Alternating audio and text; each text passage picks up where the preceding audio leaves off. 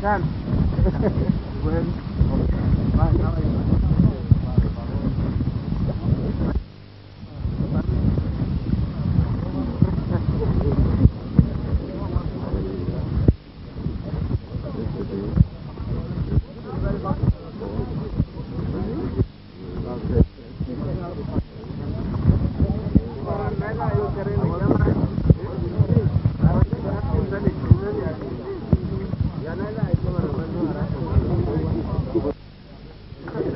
All the presidents may record all the applause.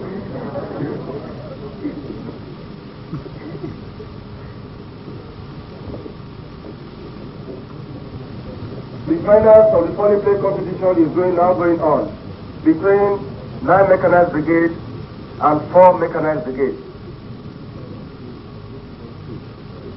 Finals of the fourth of the polyplay competition between 9 mechanized brigades and 4 mechanized brigades.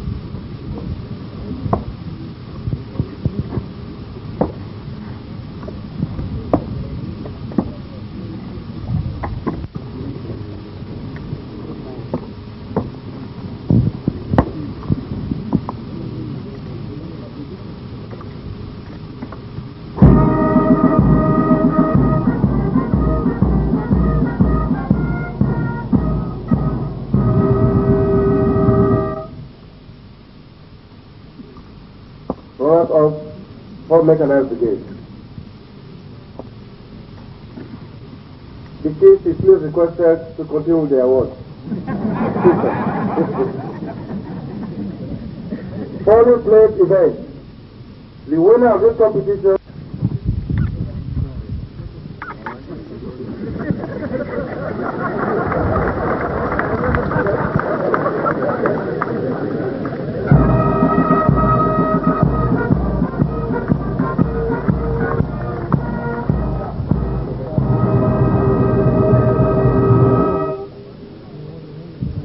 the Chief of Army Staff.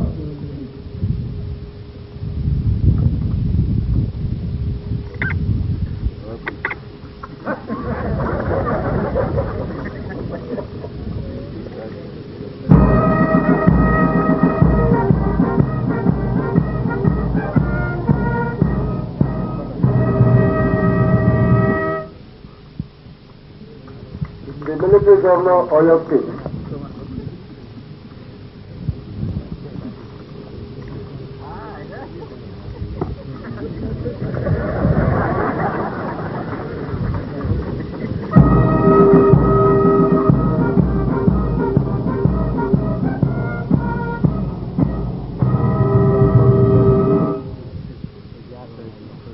The Military Governor of Ondo State.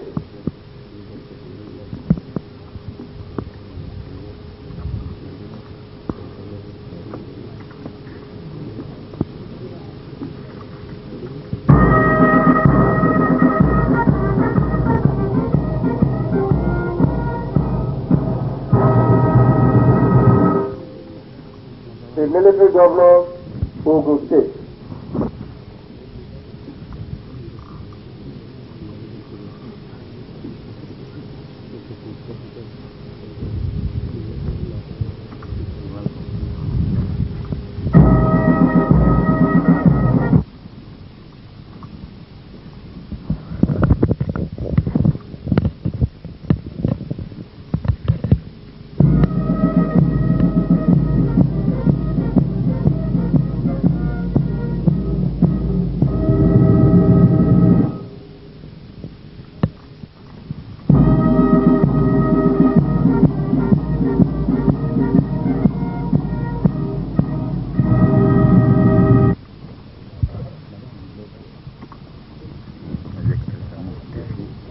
The first award goes to the General Officer Commanding 2 Mechanized Division.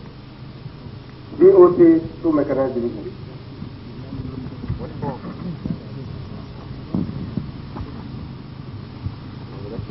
Thank you very much for listening.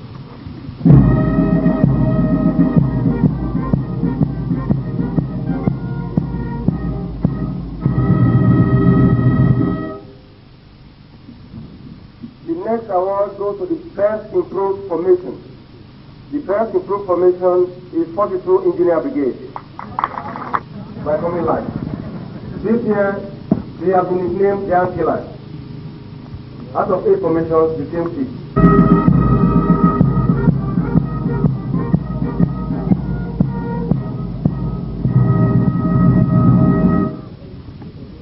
52 Senior Brigade has the distinction of obtaining this.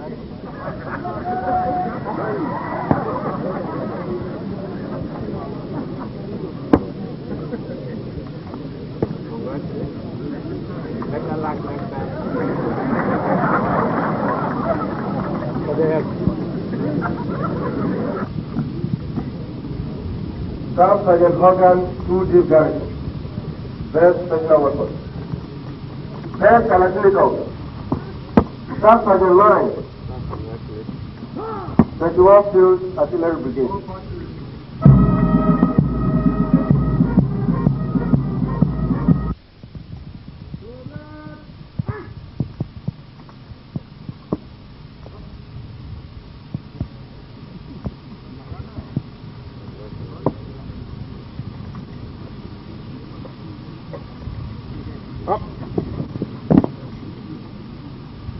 Now the Commander for Mechanized Brigade receiving the Runners-Up Trophy.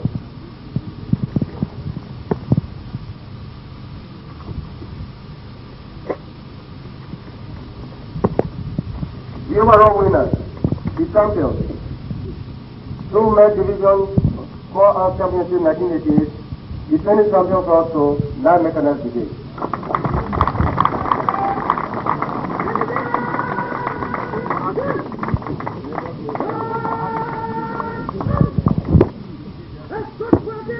Colonel Israel Bami, Commander 9 mechanized brigade, receiving the overall trophy.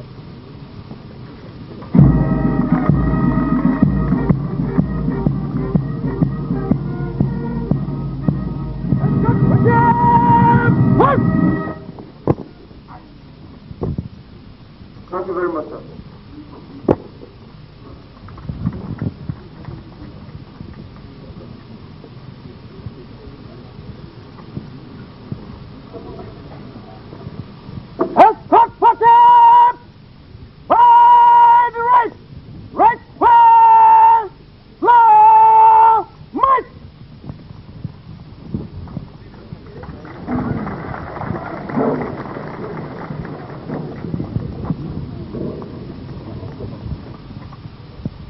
First of all, I would like to thank the Chief of Army Staff for kindly inviting me to witness this occasion this morning. I may probably want to start this address by reminding you of an old dictum which says, if you want peace, you must prepare for war. So I want to say that dictum is as valid today as it was when it was said, and it is much more relevant to you now. Within the last few weeks, at your various formations, you have undergone some camping under all sorts of conditions. You have been away from your families during the camping, all in an effort to make sure that you participate in this event. I would like to congratulate the entire division for this wonderful show which you have put here today. During the course of your training, I must say it was tough. You have had a lot of sweat, but I want to say that when you sweat as an individual, it is that sweat that will save your blood. Your collective sweat will guarantee the security and peace of this nation. Your collective sweat will guarantee the stability of this administration. So far, you have done very well. I have also observed that there has been an increase in participation by officers in these competitions. This is how it should be. I would like to congratulate the officers and to ask you to continue this excellent development in our professional career. It is important because we have been taught, and it is also very valid, that in order to be able to be an excellent commander, you must at all times be proficient, as proficient as the man you command. And from what I have seen today, I am particularly pleased that what we have been telling each and every one of you, that there is a need to go back and embrace professionalism. It's not falling in deaf ears after all. So I would like to congratulate the officers. 9 Mech Brigade has come first in this competition. I suppose this is how it should be, because your location is where the Commander-in-Chief lives.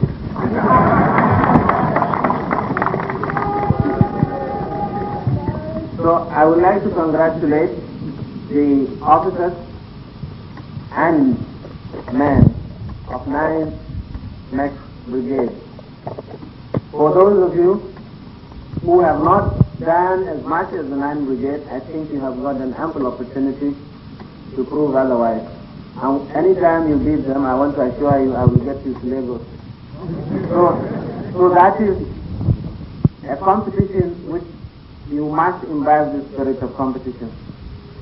I have also like to congratulate the GOC for putting up, because I have been talking to him, the performances this year has tremendously improved over what it was the previous years.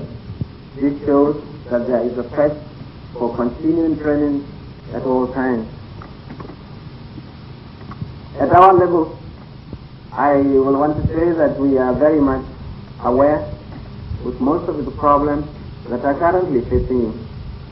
And this is because the Chief of Army Staff, the General Officer Commanding, have continuously tried to bring to the attention of government their various problems. And I want to assure you here that we will do the best we can to make sure that we make life comfortable for you. While we do that, we shall continue to urge you to strive hard towards achieving professional excellence. You can do it, and I believe we should be able to show everybody in this country, everybody within the continent of Africa, everybody in the world, that the Nigerian armed forces are about the best armed forces in the world. And I am saying this very seriously because I believe in it. I have been in it for the last 25 years, and therefore I know what I'm talking about. We are proud. We are proud of each and every one of you. We are happy that this nation has wonderful men, wonderful officers in uniform. I sincerely hope that I will see you soon in this same venue in Ibadan, when we are going to expose you to a greater competition among other divisions of the Nigerian Army. Once more, the Chief of Army Staff, I thank you for inviting me, and for every one of you, congratulations for doing very well. Thank you.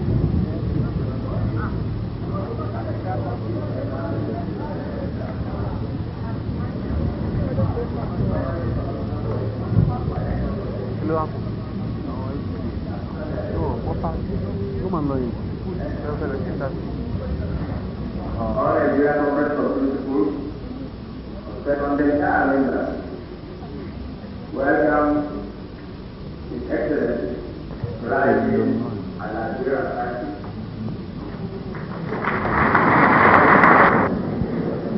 Your personal attendance at this ceremony is a great honor at this Congress. Is further greatly attested to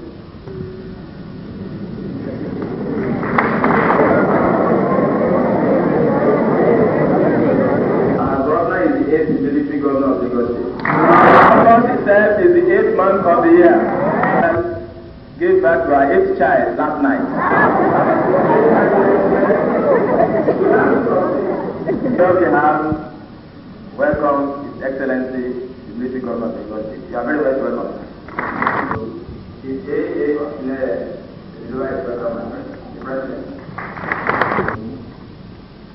Members of the Lagos State Executive Council, the Honorable Commissioner for Education, the Director General, Ministry of Education, mercy, particularly for the opportunity granted. Our happiness is boundless because present among us to declare the concept that when you were in Ogun State, you created a good rapport. Principals from Ogun State, your Director General has been last April, in order that we might learn how best Ogun State can next year. There is no doubt about it that you put mainly concerned about what goes on inside our secondary school. We hold monthly meetings at SMC level where we exchange notes on our administration and where we receive from or pass information to government through the SMC. I didn't have situation report about our school, even up to the riverine area. Our general meeting is once a year. We organize workshops and seminars in education for effective performance of our role as school administrators. Definitely, these positions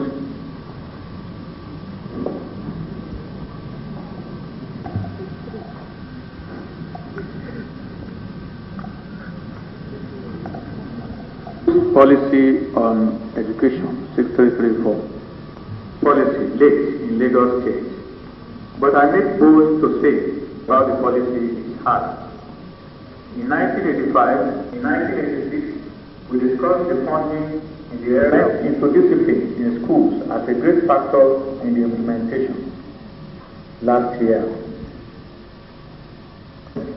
towards the successful implementation of 6334 system of education, doing their best in implementing education policies all along, and that the awareness of parents on their roles is increasing, can be uniformly mobilized for more effective participation. 2. To find out the attending problems on the roles of teachers of today, which make them less dedicated than teachers of old, and make recommendations on solutions to such problems. 3. To examine the content and cultural requirements of the new system of education and make recommendations to school administrators and government on what greater demands the system will make on administrative techniques, fiscal and manpower needs. All the findings and recommendations will be made available to those concerned towards effective implementation of the new system.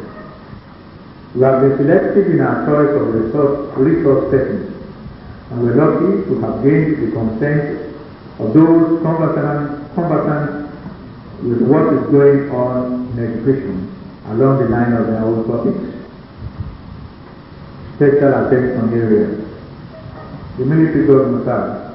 When the Federal Minister of Education talks about 41 unity schools in this country, you should smile and quickly say that all the secondary schools in Lagos State, over 300, are unity schools. For example, in my own school alone, Methodist Brothers School Lagos, only 286 are of Lagos State origin out of 1,415 populations. And that is the case in almost all our schools in Lagos State. Apart from this nature of our schools, a new trend has crept in since staff and parents began. Many of those who used to educate their children abroad are now returning them to public schools, especially in Lagos State. As if that was not enough, the rate of transfer from the 41 unity schools back to our schools in Lagos State has stepped up since Nigeria Airways increased its fares to different parts of Nigeria.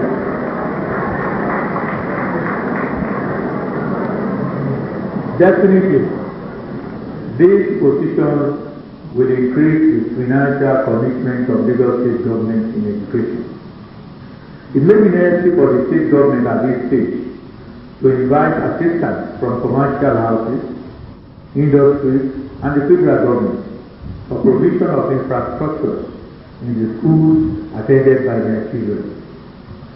It is a pleasure for me this morning to perform the formal opening of the 4th Annual Congress of All Nigeria Conference of Principals of Secondary Schools, Lagos State Branch.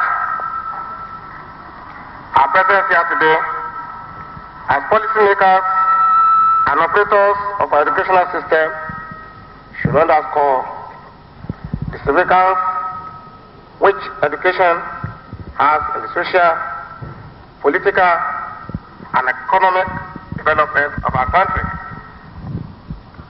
I'm aware that the Conference of Principals of Secondary Schools exists in all states of the Federation, and that its members, because of the advantageous position they occupy in the educational system, have made and continue to make significant contributions and inputs into our educational policy and systems.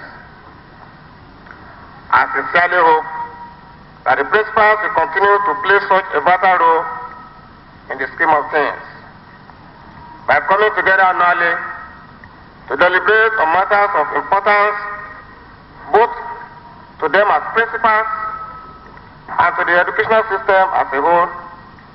School principals in Lagos State have an opportunity for interaction, for a change of ideas and experiences, and for sharing thoughts both on the welfare of their work as well as matters affecting the future of our country.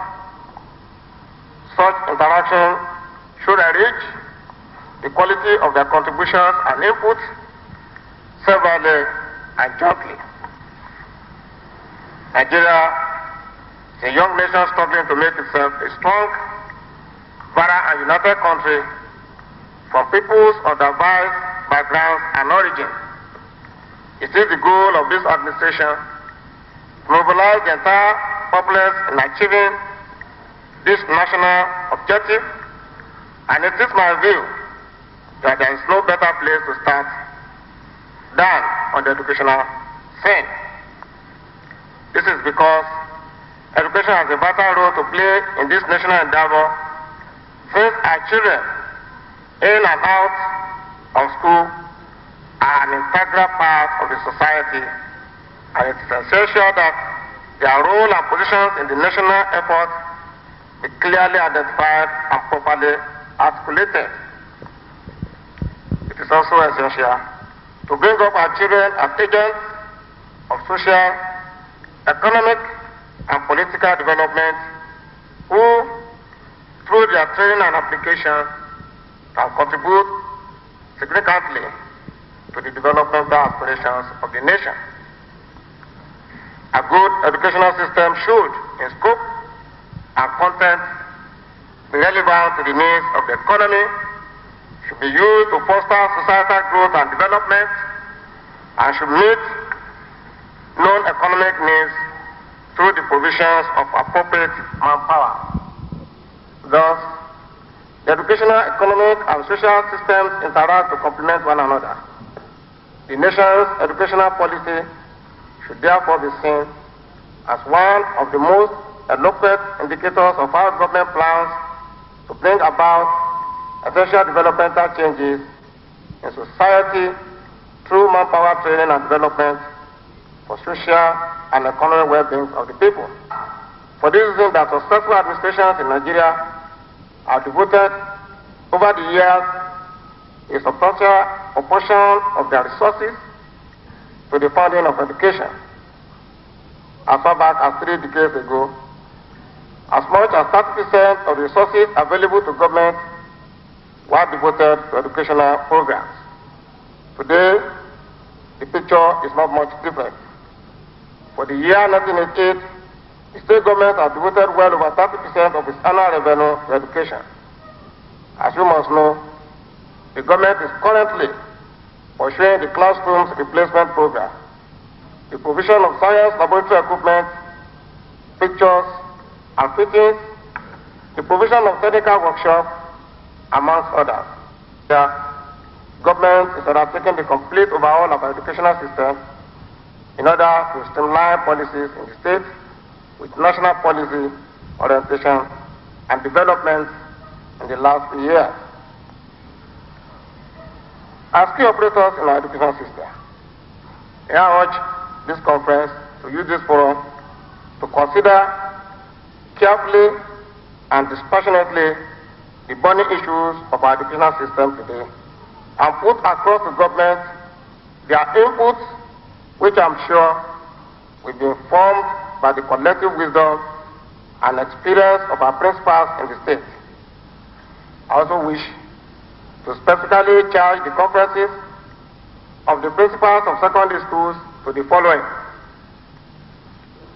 ensure an optimal utilization of the educational resources placed at their disposal, adopt and foster a maintenance culture so as to extend the length of useful service of these resources, improvise and use personal initiative to betterment of our educational system, transmit faithfully to the children put in your care the values and tenets of good citizenship, self-reliance, and self-discipline. Offer timely advice based on practical and operational experience so that such advice will serve as feedbacks in the policy formulation and implementation processes. Secure and retain the active interest and contributions of parents, teachers associations, all students associations, voluntary organizations, and other corporate bodies to complement the efforts of government and resource allocation to education. Before I end this address, may I say that the theme of this year's conference, effective mobilization of government, parents, school administrators, and teachers for a successful implementation of the 6334 system of education, is most topical, thoughtful, and relevant.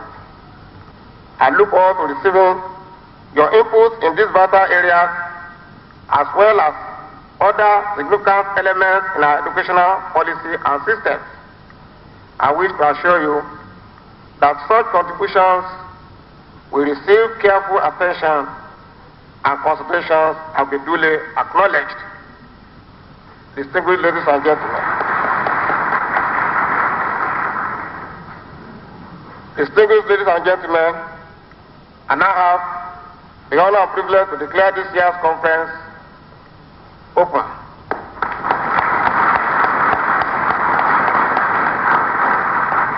I wish you all a most successful and rewarding conference. Thank you all and God bless.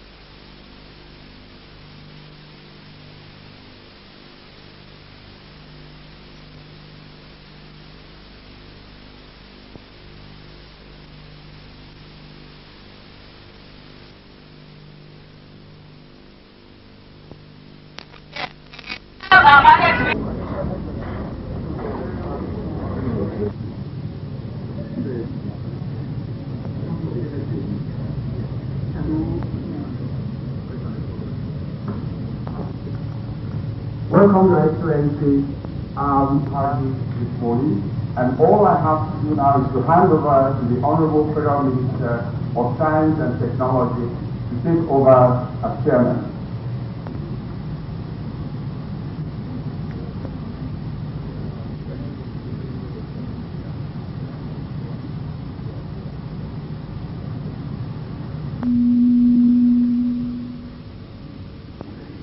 Your Excellency,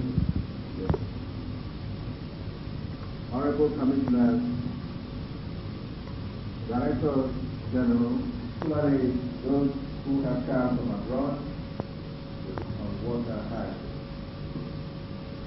I am particularly able to attend this ceremony Africa, may I take the importance of this workshop. People of this country are engaged with those by the name, the Florida as well as man's helplessness against the plan, which in this century bring many bodies of water in the tropics. The water hyacinth at the outset of Lagos in September 1984. Lagoon, but also to Ondo and Bedford State. The need for international coordinated action in combating the menace of the water hyacinth. I wish to use this opportunity to thank the organizers of this workshop for giving me the opportunity to welcome all present here this morning. I wish you fruitful deliberations and safe return to your respective destinations at the end of the workshop. Thank you.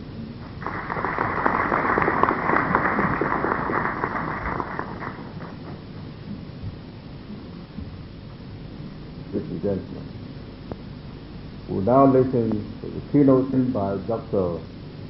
Olu Ogunye, Chairman Dr. Ogunye.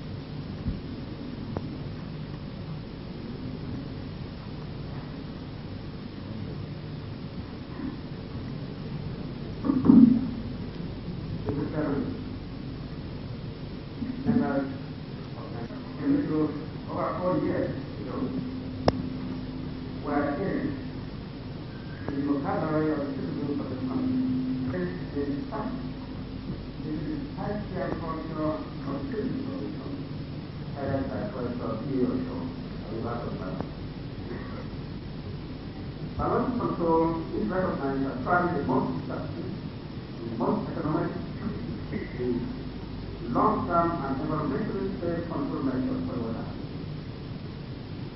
It's known that the water hyacinth is not much of a problem in the region of forest in South America, because there is just in that area natural enemies of the world, along with insects and fungal particles, which constantly attack it and treat it of this disease.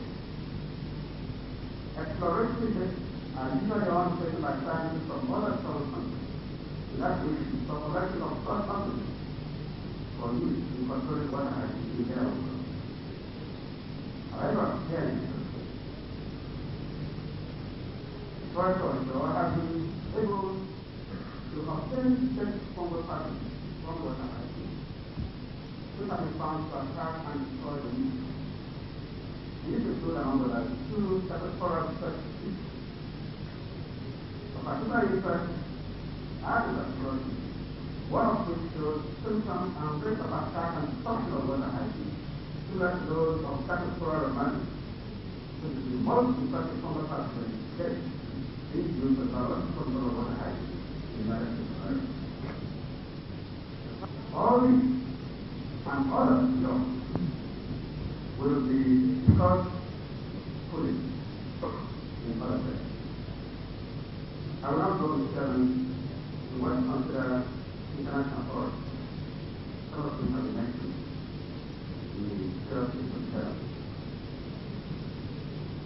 Having confirmed that the source of the Nigerian water hyacinth program was in the Republic, a bilateral meeting was held between members of the Secretary of the State representing the Federal Government and the representatives of the Republic government in the General United States.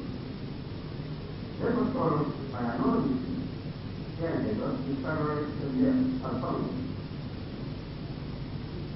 At both meetings, a joint rally on a joint action in controlling the water.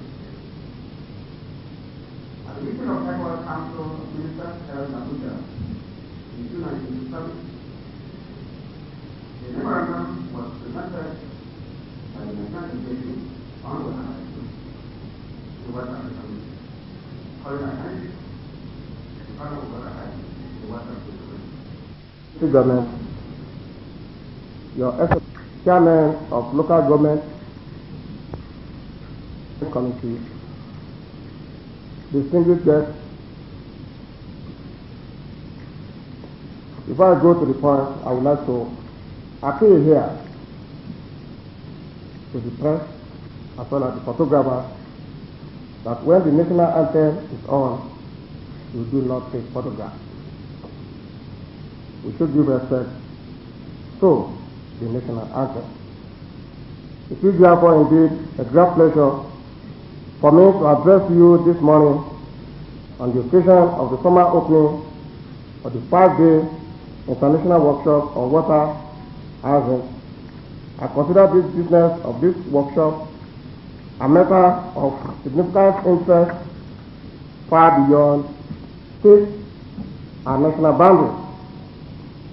I therefore would like to start by welcoming to Lagos State and congratulating the organizers and the distinguished participants in this workshop for their enterprise, vision, and thoughtfulness.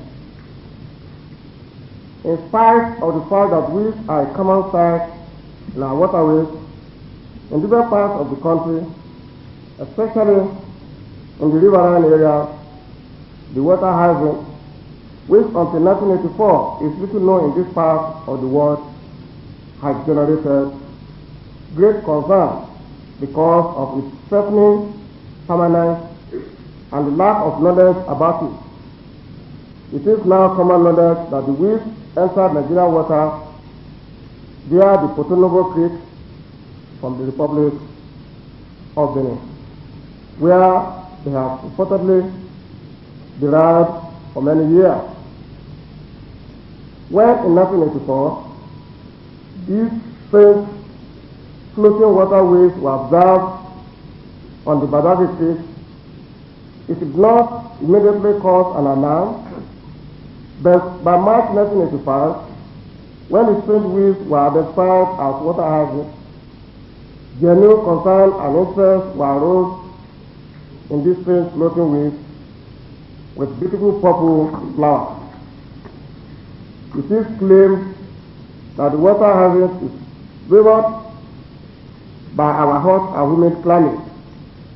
It is also claimed that the enrichment of natural waters by fertilizers runoff, human waste, agricultural and manufacturing waste, such as detergents, the building, food and beverages, promote the growth of these weeds.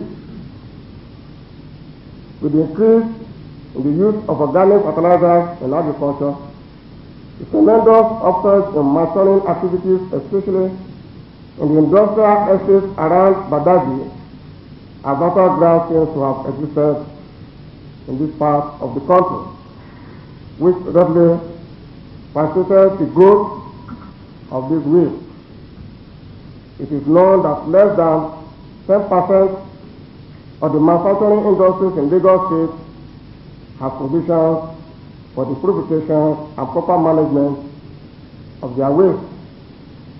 The effluents that are subsequently discharged from these factories eventually find their way into the aquatic environment, thus upsetting the ecosystem and bringing harm in various forms to human beings and the wider environment. Since the water hazard are first observed on our waterways some 4 years ago, efforts have been made by government, corporate organizations, and individuals to control the growth and spread of these weeds in this part of the country. The federal military government and the Lagos state government have spent well over 7 million naira on both mechanical and manual clearance of the water hazard from our waterways. Similarly, huge sums of money have been spent by the governments of Ogun, Ondo, and Bende states in an attempt to beat back the encroachment of these weeds. So far, these efforts and expenses have not completely brought the water hazard under control. The waves are continuing to drive and pose serious stress on our waterways and the livelihood of our riverine inhabitants. For these various reasons, the holding of this workshop and its timing is more appropriate and timely. One of the objectives of the workshop should be to provide the forum for participants from different parts of the world to compare notes on the ecology, uses and control of the water hazard. The workshop should also speak to identify measures that have been successfully applied in combating the menace of the waste in other parts of the world, the cost-benefit analysis of these measures, appropriateness or otherwise to our local conditions on the west coast of Africa, and the adoption as may be suitably modified in the search for a means of eradicating or controlling the water hazard. May I also suggest that we need to accord greater research efforts to the study of the weed in order for us to gain a better understanding of its ecology, the uses to which it can be put, and the most appropriate control measures that will not further damage the ecosystem. It has been claimed, for example, that the water hazard could pose obvious threats such as blockage of canals and pump in irrigation projects, interference with and reduction in power generation in hydroelectric projects, obstruction of boat service, damage to outboard engines and fishing nets, increase in waterborne diseases such as sleeping sickness and malaria, since the water hazard carpet provides suitable breeding environment for snail vectors and mosquitoes. It has also been suggested that the water hazard has certain salutary advantages, including waste water treatment and purification, potential use in the preparation of the high-grade fertilizers, possible use as high-protein animals, feed, mass, bag and drug manufacture, and use for erosion control measures. It should be the objective of this workshop to seek confirmation of these positive uses of the water hazard while ensuring its control. Before I end this address, I wish to seize this opportunity to appeal to manufacturing industries in Lagos State in particular and in Nigeria in general to join hands with governments in the ongoing crusade for a better control of our environment through improved methods of management of waste generated by them and others. The existing practice of dumping untreated waste into our environment, that is land, water and air, is simply intolerable and must stop. The industries concerned have a duty, indeed an obligation, to protect the environment in which they operate. On its part, the Lagos State government is determined to put a stop to such indiscriminate discharge of untreated waste, the dumping of toxic waste, and the emission of untreated toxic gases. We hope at no distant future to promulgate an edict to control indiscriminate discharge, dumping and emission of waste in the state. We envisage, under the provisions of the edict, the setting up of an advisory committee and a technical committee to formulate guidelines on the management of the environment, to collect and collate necessary data and findings. Distinguished ladies and gentlemen, once again, I thank the organizers of this workshop for their diligence and timeliness in organizing this workshop. I have no doubt that the outcome of this workshop will be of significant interest to government and people in this part of the country. I wish you all the most successful and rewarding deliberations and experience. Thank you all, and God bless.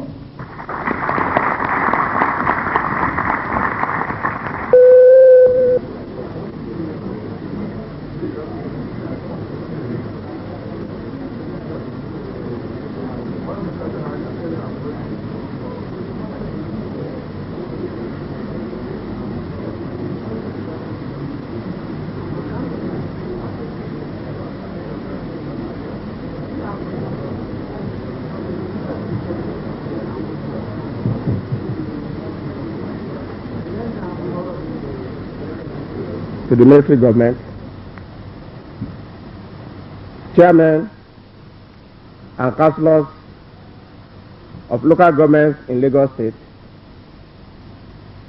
distinguished ladies and gentlemen,